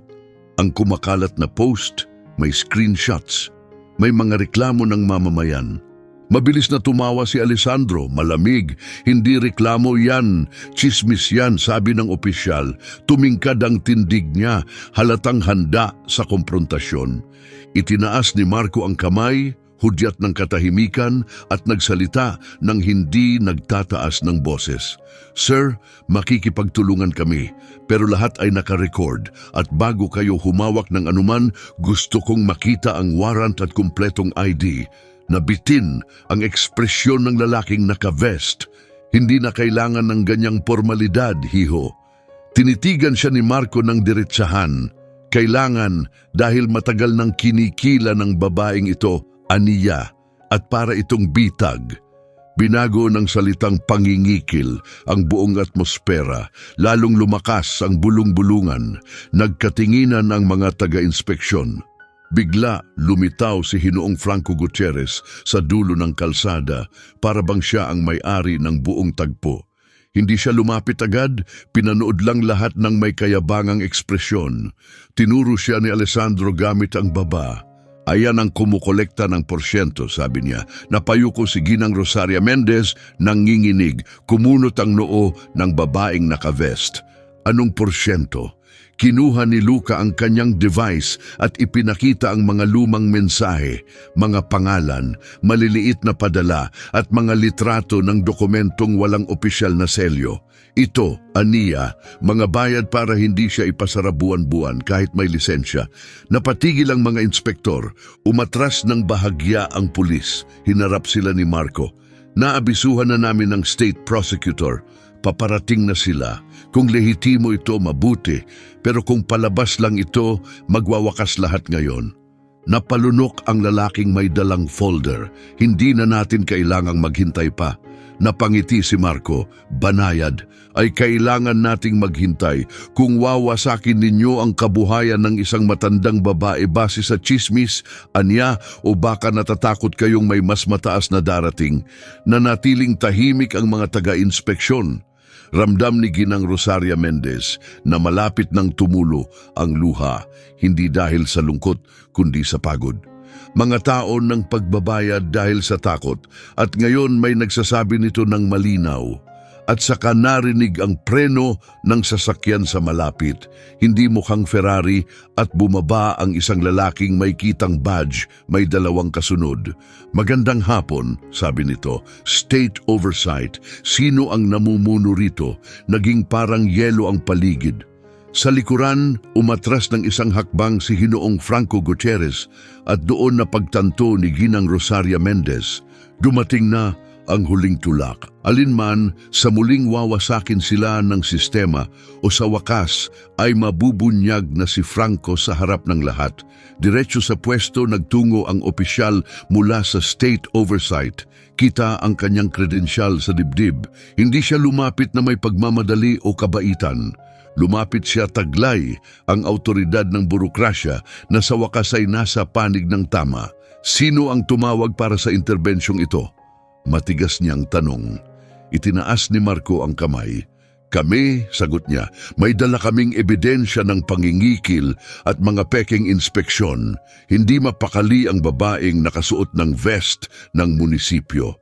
Napalunok ng malalim ang lalaking may hawak na folder. Nagkatinginan ng mga pulis, halatang iniisip kung anong gulo ang nasangkutan nila. Nanginginig si Ginang Rosaria Mendez pero hindi siya bumigay. Masakit ang kanyang tuhod, mabilis ang tibok ng puso. Ilang taong nabuhay para lang mapanatili ang kanyang sulok. At ngayon, sa mismong sulok na iyon, lumilitaw ang matagal nang nakabaong katotohanan. Humarap ang state official sa mga taga-inspeksyon. Ipakita ninyo ang inyong mga ID. Utos niya. Nag-abot ang mga ito bagamat may pag-aalinlangan. Hindi na matatag ang kanilang mga daliri. Inikot ng state official ang tingin sa pwesto sa mga tao bago tumingin kay Ginang Rosaria Mendez. Ginang, maaari po ba naming siyasatin ang lahat ng bayarin para sa mga permit sa loob ng mga taon? Tanong niya. Bahagyang bumukas ang bibig ni Ginang Rosaria Mendez at sa kauna-unahang pagkakataon, dumaloy ang buong katotohanan nang hindi niya alintana kung siya'y katawa-tawa. Oo, sagot niya. Nagbigay ako ng pera dahil kapag tumanggi ako, mawawala lahat. Palagi akong pinaalalahanan ni Franco tungkol doon. Sumabog sa bulungan ng paligid. Si Franco, kinikikilan ni Ginong Franco Gutierrez ang matandang babaeng ito. Sa likuran, tinangkang ngumiti ni Ginong Franco Gutierrez pero halatang wasak ang ekspresyon. Tama na ang mga imbento nyo. Sigaw niya, nilakasan ng boses. Tumulong lang ako sa ginang para ayusin ang kanyang papeles. Lumapit si Luca at iniabot ang kanyang device sa state official. Mga palitan ng mensahe, petsa, halaga at isang audio recording kung saan malinaw na maririnig ang pananakot. Kapag walang bayad, may inspeksyon bukas. Hindi na tinag ang state official. Iyan ay pangingikil, malamig niyang sinabi. Halatang napalunok ang lokal na pulis. Ibinaba ng lalaking may hawak na dokumento ang kanyang tingin at sa kanaganapang kinatatakutan ni Ginang Rosaria Mendez mula pa noong simula. Sinubukang umiwas ni Franco sa sisi at ibinato ito sa kanya. Lumapit siya at itinuro ng marahas ang pwesto. Hintayin muna, sigaw niya. Kung may investigasyon, isama na rin ang tungkol sa mga batang yon dahil matagal nang kahina-hinala ang ginang na ito. Pinatuloy pa nga niya ang 3 batang nawala. Tumama ang mga salita kay Ginang Rosaria Mendez na parang sampal sa harap ng lahat. Tahimik ang buong kalsada, tinitigan siya ng state official. Anong mga bata? Pinilit ni Ginang Rosaria Mendez na lunukin ang kaba. Hindi tumigil sa panginginig ang kanyang mga daliri. Sumagot si Marco para sa kanya. Kami aniya. Tahimik, lumapit sina Luca at Alessandro sa kanyang tabi para bang pinoprotektahan ang kanyang paligid. Officer, patuloy ni Marco, maraming taon na ang nakalipas nang kami mga bata pa, inalis kami ng mga autoridad mula sa mismong pwestong ito. At ang lalaking iyon, itinuro niya si Franco. Siya ang nagsimula ng lahat. Ramdam ni Ginang Rosaria Mendez ang tila pagkapunit ng kanyang dibdib. Ang salitang kami ay parang himala na nagkaroon ng tinig. Tinitigan ng mga tao ang 3 lalaki nang may bagong tingin. Sila, ang mga batang iyon, sila na ngayon. Pinagmasdan sila ng state official, singkit ang mga mata. Totoo yan. May patunay ba kayo? Inilabas ni Luca mula sa ilalim ng kwelyo ang isang kwintas. Itinaas niya ito. Isang maliit na palawit na metal. 3 bilog na magkaugnay. Inilabas din ni Marco ang kanya. Sinundan ni Alessandro. 3 pare-parehong simbolo. Ramdam ni Ginang Rosaria Mendez ang pagtulo ng luha sa pisngi nang hindi niya napansin. Humarap si Marco kay Ginang Rosaria Mendez at sa wakas ay bumasag ang kanyang tinig. Pinakain mo kami noong walang ibang tumanggap sa amin, aniya. Binigyan mo kami ng bubong sa itaas ng ulo. Ikaw ang tumayo para sa amin. Ikaw ang pinakamalapit sa tinatawag naming pamilya. Hinawakan ni Ginang Rosaria Mendez ang kanyang dibdib. Ako'y... Pilit niyang binuo ang mga salita, pero bumigay siya. Hindi sa hagulgol, kundi sa tahimik na iyak ng isang taong matagal nang nagdadala ng sakit. Hinahanap ko kayo, anya ng mahina. Hinanap ko kayo kahit saan. Walang gustong magsabi ng kahit ano. Sabi nila wala akong karapatang ituring kayong pamilya. Iniwan nila akong wala kundi ang bakanteng pwesto ninyo. Yumuko si Alessandro, pinipigil ang galit. Pinaglayo nila tayo pansamantala pag-amin niya. Pero natagpuan namin ng isa't isa kalaunan at mula noon ipinangako naming hahanapin ka namin muli. Tumigil ang pagugong ng kalsada. Nagsimula ng tunay na makinig ang buong kalsada. Si Franco, habang pinapanood ang unti-unting pagbagsak ng mundong itinayo niya, sinubukang paikutin ang kwento. Pawang imbento lang yan, giit niya. Kahit sino pwedeng gumawa ng ganyang istorya, itinaas ng opisyal mula sa state oversight ang palad. Tama na, wika niya. May hawak kaming mga record sa bangko, audio recordings, mga saksi at dokumentadong ebidensya ng sinadyang panlilinlang. Maari kang maaresto dahil sa pangingikil at panlilinlang. Nanigas si Franco, halatang huli na. Napatingin siya sa mga taga-inspeksyon na para bang humihingi ng saklolo. Alam niyo to, hindi ba? Ngunit umiwas ng tingin ng mga ito. Walang dumating na tagapagligtas, lumapit ang pulis at nandoon na nga na itaguyod ang hustisya sa paraang makatarungan. Ang lalaking gumugol ng buhay sa pananakot, ngayoy nakatikim ng tunay na takot. Sumigaw si Franco, nagpumiglas, iginiit na kailangan niyang makausap ang mas mataas na opisyal. Ngunit walang sumagot dahil ang kapangyarihan niya ay gumagana lamang kapag walang nangahas na lumaban. Pinanood ni Ginang Rosaria Mendez habang inaalis siya at wala siyang nadamang tuwa. Ang naramdaman niya ay kalayaan. Kalayaang hinintay ng napakaraming taon. Lumapit sa kanya ang opisyal ng estado. Ginang, protektado ang inyong pwesto habang isinasagawa ang aming investigasyon. Walang sinuman ang pwedeng pumilit magsara. At kung nanaisin ninyo, maari kayong magsampa ng opisyal na reklamo kaugnay ng mga ipinabayad sa inyo.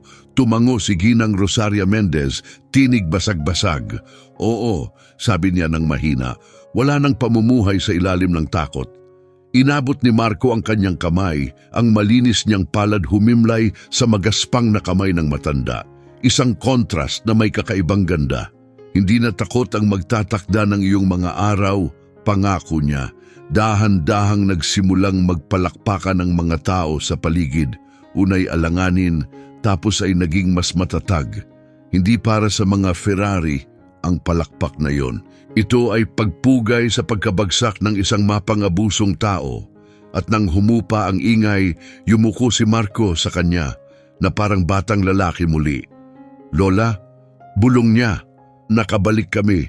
Tiningnan siya ni Ginang Rosaria Mendez na para bang sa wakas ay pinayagan na ng puso niyang maniwala. Nagpatuloy si Marco habang namumuo ang luha. Oh, si Luca, lumingon siya sa kanyang pangalawang kapatid. Tumango si Luca, oo, Ginang R. At si Alessandro, napalunok ng malalim si Alessandro, matatag ang mukha, ngunit wasak ang kalooban. Oo, Lola, pumikit sandali si Ginang Rosaria Mendez at pinakawala ng lahat ng kinimkim sa loob ng maraming taon. Salamat, Diyos ko. Niyakap siya ng tatlong lalaki ng buong pag-iingat. Parang takot silang mabasag siya. Naamoy niya ang mamahaling halimuyak sa kanilang katawan at sa ilalim nito may isang pamilyar na samyo, ang amoy ng malinis na sabon mula sa matagal ng alaala. At habang nakatayo roon sa gitna ng kalsada, isang malalim na sugat ang tuluyang naghilom, ngunit may isa pang sugat na naiwan. Si Stefano, anak ni Ginang Rosaria Mendez. Tinitigan siya ni Marco ng seryoso. Ginang R, simula niya. May isa pa pong bagay, isang bagay na karapatan ninyong malaman, nanigas si Rosaria. Ano iyon? Mahabang hininga ang pinakawalan ni Luca. Noon, habang inilipat-lipat kami ng lugar, may isang lalaki na lumapit sa amin sa istasyon. Nagbigay siya ng tinapay, binanggit na may hinahanap siyang ginang na may pwestong pagkain at sinabi ang pangalan ninyo, Ginang Rosaria Mendez. Tumigil sa paghinga si Ginang Rosaria Mendez. Sino ang lalaking iyon? Mahina niyang tanong. Magsalita si Alessandro ng may paggalang. Ang tawag niya sa sarili niya ay Stefano. Tumigil ang oras kay Ginang Rosaria Mendez. Hindi, bulong niya. Anak ko, tumango si Marco, nangingilid ang luha. Nakita namin siya makalipas ang ilang taon, paliwanag niya. May karamdaman na siya noon, ngunit nasabi pa rin niyang, hindi ninyo kami kailanman tinigilan sa paghahanap. Na pinagsisisihan niya ang pag-alis at na ang tanging pangarap niya ay makabalik sa inyo. Nanginig si Ginang Rosaria Mendez mula ulo hanggang paa. Buhay pa ba siya? Tanong niya hawak sa kaunting pag-asang masakit. Ibinaling ni Luca ang tingin sa lupa. Hindi na Ginang R, sagot niya ng banayad. Pero sa kanyang huling sandali alam niya na mahal niyo siya. At iniwan niya ang isang pakiusap na kung makarating man kami sa inyo, sabihin namin ang katotohanan at iparating ang taus-pusong pasasalamat sa kabutihan ninyo. Lumuha si Rosaria. Hindi hagulgol, kundi mga luhang banayad, tulad ng ambon. At sa mga luha niyang iyon, ang huling buhol ay natali. Wala nang pag-iisip kung ano ang nangyari. Yumakap ulit si Marco. Ang kabutihan ninyo ay hindi naging kapalit ng buhay ninyo, wika niya. Ito ang dahilan kung bakit may tagumpay kayo. Kayo ang dahilan kung bakit kami nandito. Makalipas ang ilang araw, naroon pa rin ang pwesto ni Ginang Rosaria Mendez. Hindi na dahil sa pangangailangan, kundi dahil sa layuning pinili. Hindi siya dinala ng triplets sa isang marangyang mansyon para ipagmalaki. Sa halip, inayos nila ang kanyang tahanan, naglagay ng maayos na seguridad, muling itinayo ang kanyang pwesto ng maganda at nagtayo ng legal na kusina na kumpleto sa dokumento.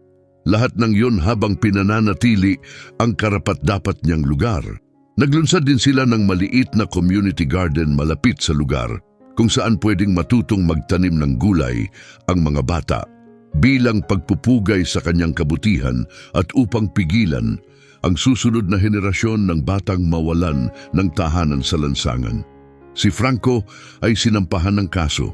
Sumailalim sa investigasyon ang mga taga-inspeksyon at ang buong komunidad ay natutong hindi basta-basta nauunawaan, maliban kung saksi ka mismo. Natatapos lang ang pang-aabuso kapag pinili ng mga biktima ang hindi na manahimik at kapag ang may kapangyarihan ay pumili ng pagprotekta imbes na pagwasak. Isang gabi, nagsalin ulit si Ginang Rosaria Mendez ng Sabaw. Sa pagkakataong ito, halos wala ng panginginig sa kanyang mga kamay. Pinagmasdan niya sina Marco, Luca at Alessandro na nakaupo sa 3 bangkong dati para sa mga batang nawawala. "Anong gusto niyo ngayong gabi?" tanong niya. At ang kanyang tinig ay wala ng takot. Nandoon na ang init ng pagtanggap. Kumislap ang ngiti ni Marco. "Kung ano man ang naisin mong lutuin, Lola," sagot niya. At tinanggap ni Ginang Rosaria Mendez ang katotohanan na may bagong kapayapaan. Minsan, ang pagsasalo sa pagkain ay higit pa sa pagtighaw ng gutom. Ito'y muling pagbubuklod ng pamilyang minsang pinaghiwa-hiwalay.